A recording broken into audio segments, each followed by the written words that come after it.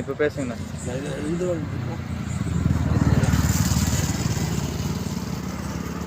நான் ஒன்றும் இல்லை, வேறு எந்த கலவரமும் தமிழ்நாட்டில் இது மாதிரி நடக்காமல் சட்டப்படி வந்து உண்ணாவிரதம் இருந்து விஜய் உண்ணாவிரதம் இருக்கணும். நான் சொல்கிறேன், கண்டிப்பாக விஜய் உண்ணாவிரதம் இருக்கணும். மக்கள் அவ்வளோ பேர் உயிரிழக்கிறாங்க, பச்சை குழந்தையெல்லாம் இறந்துருக்கு, சரிங்களா? அதனால் இதுக்கு கண்டிப்பாக விஜய் பொறுப்பேற்கணும், அரசும் பொறுப்பேற்கணும். இதுக்கு வந்து உடனடியாக நடவடிக்கை எடுத்து உடனடியாக வேறு எந்த கலவரமும் இதன் மூலியமாக அரசியல் விளையாட்டுகள் நடக்கக்கூடாது. மக்களை முட்டாளாக்காதீங்க, சரிங்களா? எல்லாருக்கும் உயிர் ஒன்று தான், சரிங்களா? அதுதான் என்னோடய வேண்டுகோள்.